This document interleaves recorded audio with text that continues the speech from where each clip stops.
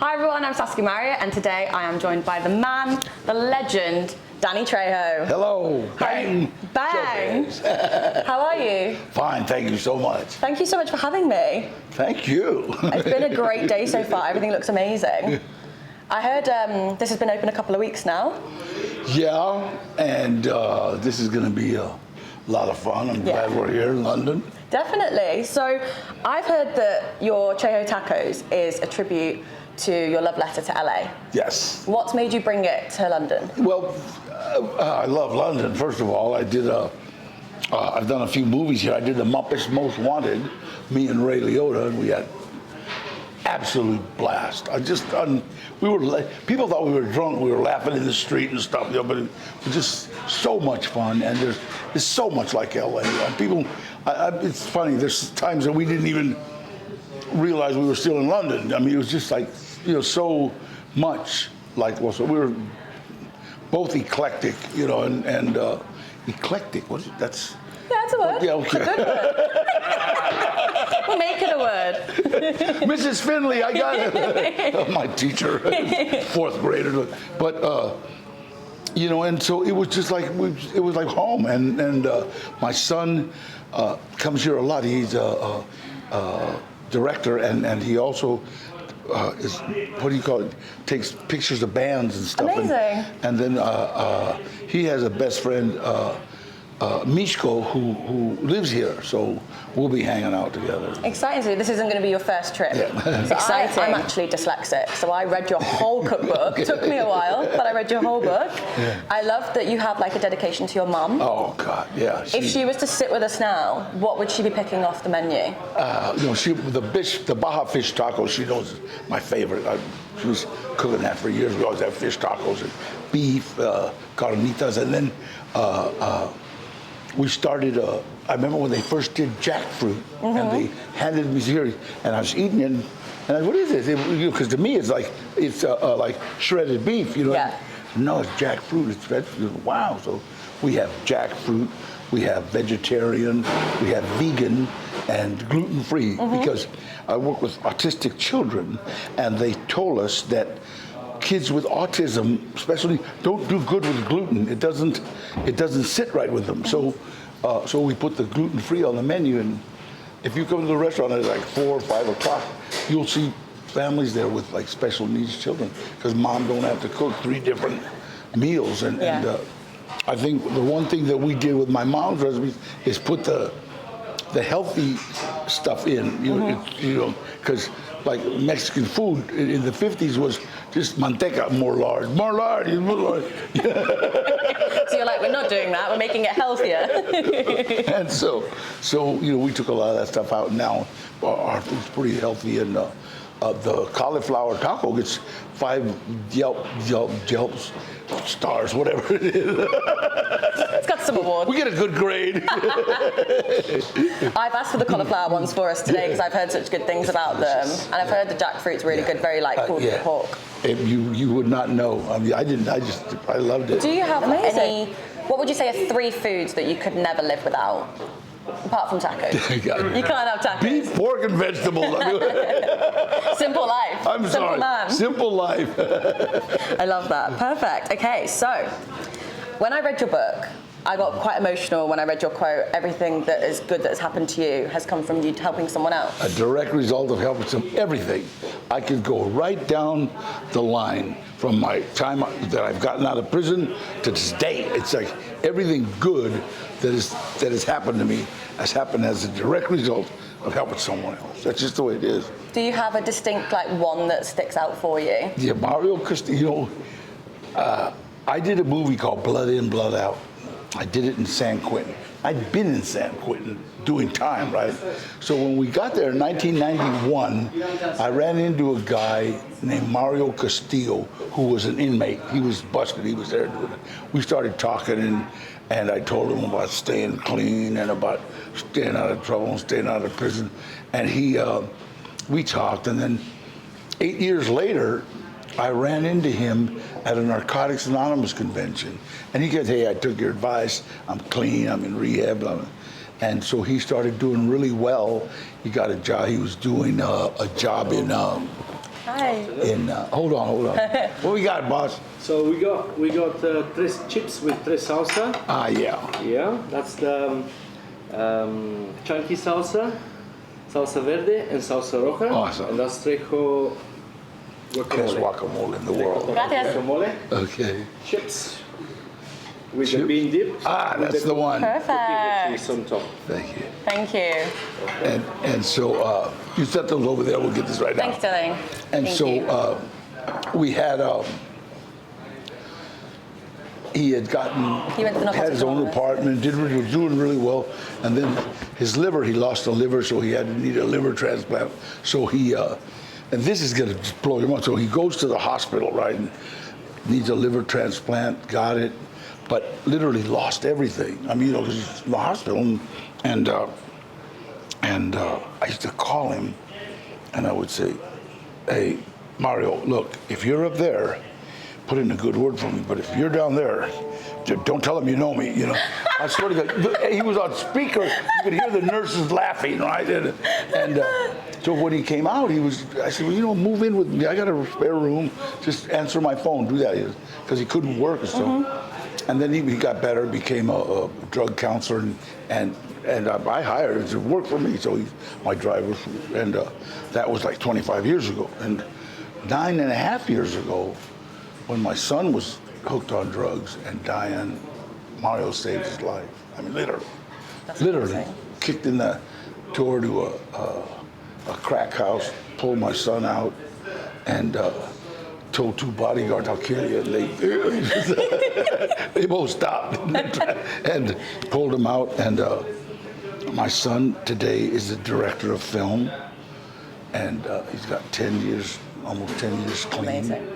So God will repay you. You just don't know when. Yeah. You know what I mean? And so he's still right now. They're taking care of everything because I'm here. So it's like everything good that has happened to me has happened as a direct result of helping someone else. I think that's a really nice takeaway, because I think sometimes, especially in like an acting industry, it's quite hard. It's very competitive. So it's really nice to hear that, because I think you've done so amazing, and you've still got lots coming up. The I hear, hardest thing in the world about this industry is taking the camera off yourself. Yeah. That's the hardest thing, honest to God. How do I look? Oh my God. I start worrying about that. Yeah, because I think Yeah, of course. I read in another interview that you did that you got offered a film and then you turned it down to help someone else with another film, and then that ended up being 3 or 4 films. Yeah. That was badass. And somebody wanted me to do this. This guy named Craig Moss, who was a director. He wanted me to do this film. It was called Badass, but there was no budget, and he needed an actor, and I'm waiting for this film with some money, you know what I mean? And I remember my agent, Gloria, she said, "This might be a good idea, Danny. This might be blah, blah, blah, blah." And it's set up to be a trilogy, because you could tell that this, but, get the money, Yeah. And so, but anyways, okay, let's do this. So we did him a favor, really took this, and it ended up being a trilogy, like 3 movies, but I met one of the producers, a guy named Ash Shaw, who had restaurants, and he saw that I eat good food. I won't eat, I won't eat the Jack or the Mac. I don't eat fast food, and he asked me about it. He said, "Hey, Daddy, I see you eat good food. What do you eat?" And I said, "Yeah, I'm 70 years old. You better." And he said, "Why don't you open a restaurant?" And jokingly, I said, "Trejo's Tacos." And he brought me a business plan when we were doing Badass on the Bayou, and it had no killing in the first page, so. Not interesting is they wouldn't dare, because they know that you'd win. So it's fine. It's not even a free game. Okay, so getting back into it. You continue to coach and support addicts and ex-prisoners to this day. What was that? You continue to coach and support addicts and prisoners, ex-prisoners to this day. Yeah, absolutely. I sponsor quite a few people in Narcotics Anonymous and Alcoholics Anonymous, and we still speak at high schools and junior highs and prisons. That if I'm not doing this, that's what I'm doing. I love that. And what have you learned since doing that? Well, I think one of the gifts that the good Lord's given us is with the fact that I've been in prison, did all that stuff, and now the fact that I'm doing all these movies and stuff, it gives me an unbelievable platform. Because the minute I walk on campus, I have everybody's attention. No, I mean, not Danny Trejo, but the guy from Heat, Desperado, Con Air, any movie you've seen, oh wait, there's that guy. I've been that guy for a long time, you know, so it gives me that platform, you know, and like teachers have told me that, hey, all the kids that don't come to these things are here right now, you know, and that's because of the film, so it's a great platform. Do you have any advice for anyone that might be struggling to go sober right now? You know what, there are programs, and I know people hate to like walk into a meeting or something, but there are programs, there's AA, there's NA, there's CA, there's different programs where people are trying to stay clean, and in order to stay clean, that's what you gotta do. You gotta get around, you know, people that are trying to stay clean, people that are staying clean. And it's funny, if you call somebody that's using drugs saying you want to stay clean, the first thing they want to know is, you know, can we score together? But if you call somebody that is trying to stay clean, it's like, okay, let's go to a meeting, let's do this. Hang on, I'll pick you up. That's our job. With the right people. Definitely. I love a quote from your book saying, "It's not how you start, it's how you finish." It's what? It's not how you start, it's how you finish. That's it. You got it. It's not. I mean, I started very badly, but you know, I'm on my way to finishing pretty good. And so everybody, you know, what is your goal? And my kids, it's like, you know, I want to leave them, you know, with like, hey, being proud of their dad. Not my dad's a prisoner, my dad's a drug addict or alcoholic, you know, and. It's like my kids like really think I'm a pretty good guy, you know, and that's awesome. That's the main thing. Okay, so now we're going back into a bit more film vibes. What are some of the ways that you like to prepare yourself when you're playing like the tough guy or the bad guy? How do you get into that mindset and into that role? I show up. Just a badass. You know what? It's like people that stay in character annoy me. I can't be around them, right? 'Cause, you know, I hate being at lunch and somebody, hey, give me a salt bath.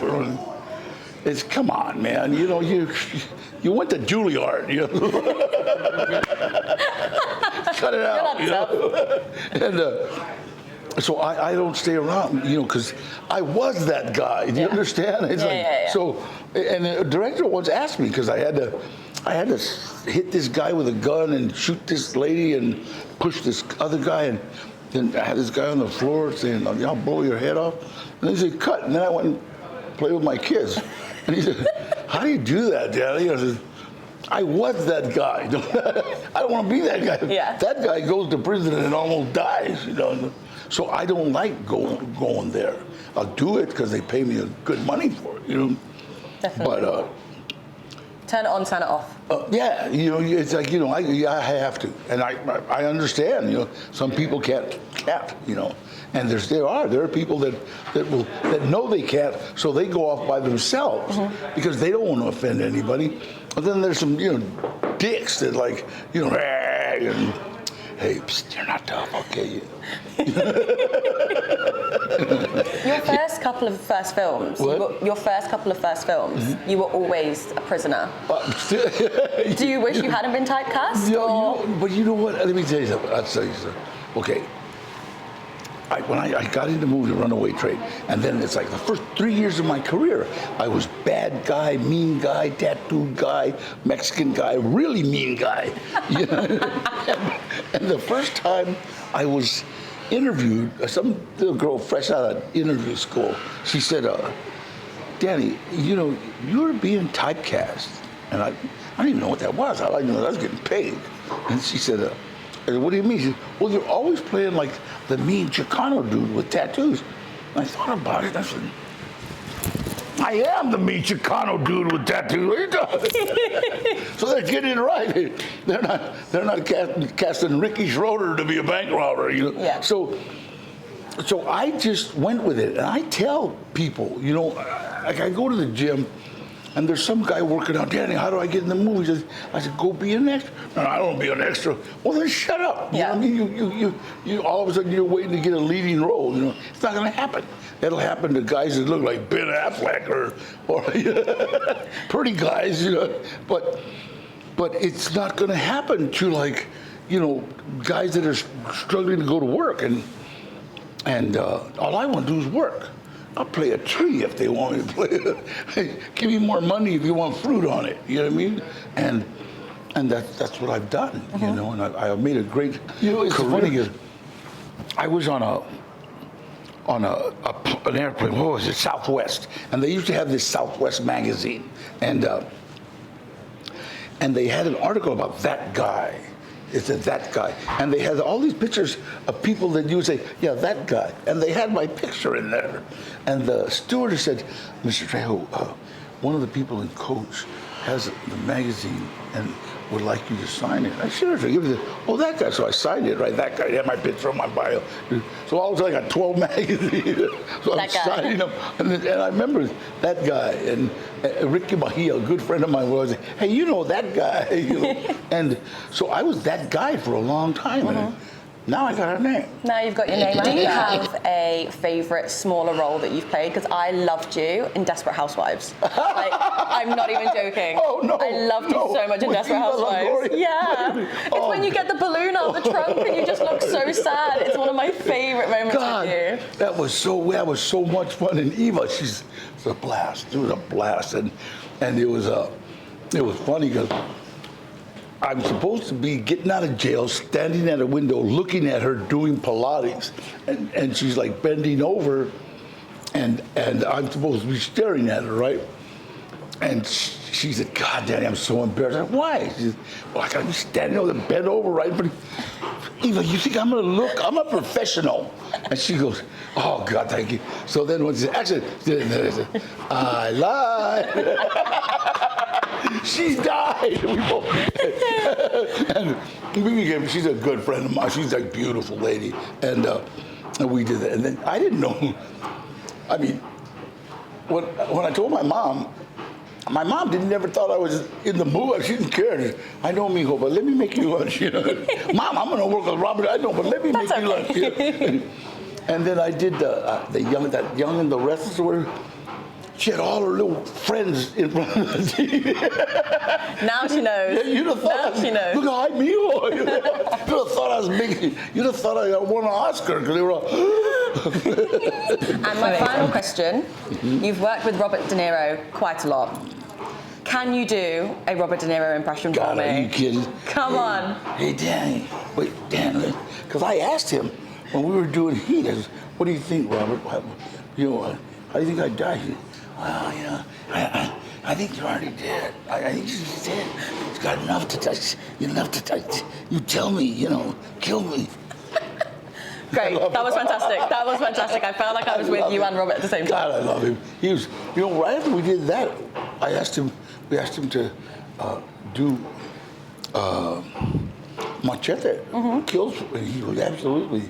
And it was funny because